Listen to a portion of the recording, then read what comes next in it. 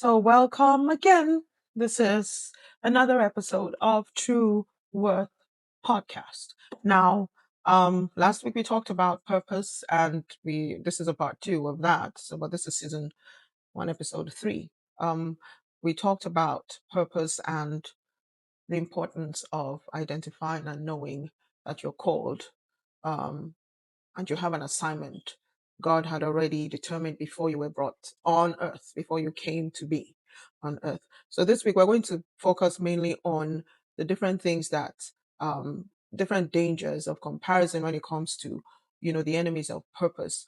There's things that I've found that I did myself. And it didn't work well for me because that's not what I was called to. Okay, so comparison is one of them. When I say comparison, in terms of the moment you begin to measure your life against someone else's assignment, you begin to lose sight of your own. Um, Social media, trust me, has amplified this problem. So we see people's highlights, we see their accomplishments, we see their promotions, we see their achievements, and then we begin to ask certain questions. Well, what am I doing? But God is not asking you to run someone else's race.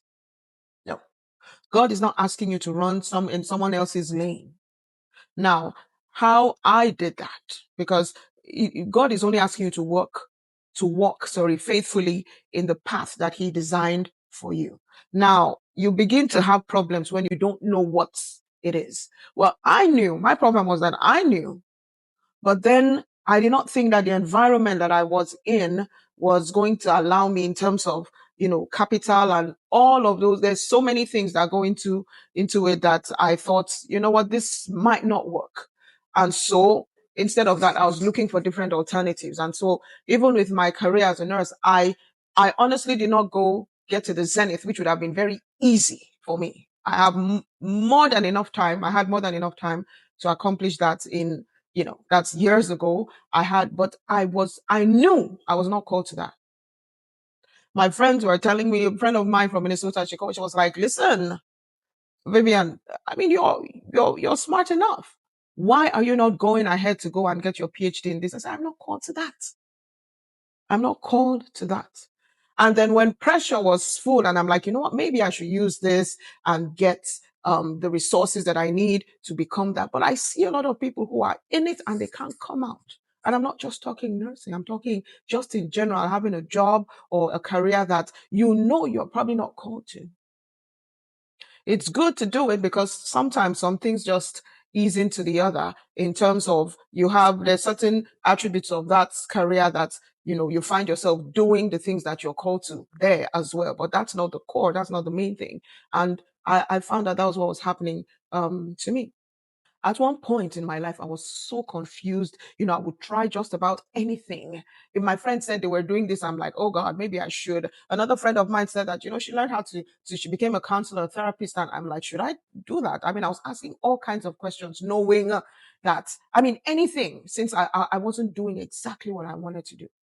And I knew that, okay, I'm biding my time. I will get there eventually. But no, it wasn't working. And I knew that all the questions I was asking all of these people and then seeing, okay, maybe I could do something that they were doing to just hold me together until I'm able to, nothing. Why? Because I was not called to that. And so it's like leaving one thing that you're not called to specifically and then jumping into another that you're not called to just because. Meanwhile, you have to start from where you are. And that was the thing I was not doing. I should have just started from where I was, no matter how tiny it was, just keep on, keep on, keep on. Wasted so long, so many years just running around thinking what I should do. Basically, I was all over the place just thinking, at least let me do something. But that was not my calling in the least. Now, remember Ephesians 2:10. Again, we're still with Ephesians 2:10. God prepared you beforehand. He prepared those works beforehand for you before you were born. Not for anybody else, not for the influencer online, not for your neighbor, for you. He prepared that for you before time. Okay, so that means that there is an assignment attached to your name that nobody else can fulfill exactly the way that you can. So we're going to do a practical application. So we talk about this purpose. So how do we begin to discover our purpose And again, like I said, the last podcast, it does not matter how old you are, you'll be shocked at how many people don't even know what they're called to. So how do you begin to find that purpose, to discover that purpose for which you were created? First, you have to spend time with the one who created you. You cannot, there's no you can't circumvent that process. There's no shortcut to it. You have to spend time with the one who created you, the one who understands the design, the one who knows why he made you. You need to spend time. And of course, you know what I mean when I say spend time with him. That means you need to be in your word. That means you need to be in prayer. That means you need to be in worship, fasting, everything that needs to be done that would create time for you and God to commune. You know, koinonia, commune together. That is what needs to happen if you must discover your true purpose. So there's no, you cannot take a shortcut or a detour. There's no way. It is the God who designed you who will give, and because he gives you the blueprint for how he wants it to happen. Secondly, you need to pay attention. Pay attention to what God has already placed in your hands. Whatever he has placed in your hands, and that is your gifts, your talents. That is your experiences. Some people go through hell, but trust me, those experiences, if you understand what they do for you, you would not discountenance any experience that you've had, no matter how bad, shameful, painful, reproachful. You would never discountenance it because all of it God uses. Every single one. All of your burdens, your passions, the things that you do not like to see happen. Like I cannot, and that's one of the reasons for this podcast. I cannot stand, I cannot abide. Before, not now. I could not stand to look at a bully. I could not allow a bully. I always needed to confront bullies. I became the bully to the bullies. I was a bully to bullies in the sense that you cannot. Because I hated to see people put down. I hated to see people being maligned. I hated to see people, there are things that bullies do, but I really hated to see that. I have a serious aversion to that kind of treatment of people until God had to teach me certain things. If not, I'm telling you, this podcast thing would have started a long time ago, but God had to get me through that school where he taught me that the bullies are the ones who even need more help. Because it's a level of depravity to you have to have, or you have to have succumbed to, that you begin to put somebody else down. There must be, and God started teaching me that, listen, it is about their trauma, it's about their experiences, it's about the things they're exposed to. It's about all of that. So you can't really start looking at the bully that way. You have to look at that bully through my eyes. And I'm like, oh my God. I didn't want to do it, but I began to see what God was saying, because when you sit down and you talk to the person who metes out such wicked acts against somebody, you find that they're in a horrible place themselves, brought on by trauma and everything. Does not excuse the action, but it is good to deal with that. And that was what God was trying to teach me, because you cannot go and be fighting a fight, as in standing up for people, when you do not even understand the whole spectrum of the thing. And God made me, he had to sit me down in that place. And so my purpose is not just for the people who are bullied. It's for people who bully. They are in pain. Most of them. They would hate to admit it, because bullies, that's the whole aim, to come off confident. And, because in putting somebody else down, they think that, that shows superiority and all of that. It doesn't in any way. But they don't know that. They just think, you know what, it makes them feel good for a bit. But it's because of from a place of lack, a place of pain, that they do that. Nobody does things like that unless they have suffered certain things, or they have been mistrained or misdirected, all of that. But anyway, that's an aside. That is one of my passions, major. And so I found this. So if you look and see what are the things that that touch you in such a way that you want to do something about it, look, your purpose may lie there. And the truth is that your purpose would leave clues all around, like the passion thing I talked about. Your purpose would leave all of those clues. So you would know, okay, this, I think I am invested in this area or that. It would leave clues for you and you start picking up on it. So important thing also to note is that don't wait for perfection. That was my own product too. Everything had to be right. Everything had start from where you are. Start from where you are. That's why I was shopping around different friends and different people saying, okay, maybe I should try this, maybe I should try that. Can you imagine all that time wasted instead of starting from where I was? Write the scripts, write them. The minute I went, got my final draft, and then started just script writing because God said, stop waiting. You don't know when the opportunity would come. And so that's what I started doing. So don't wait for everything to fall in place. Don't wait for perfection. Don't wait for everything to be set and ready to go. Start where you are.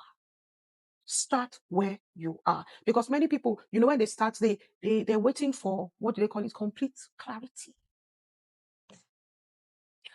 The truth is that purpose is revealed one step at a time. Just do what you can at that time with what you have at that time. And then the next step comes. God gives enough light for the next step.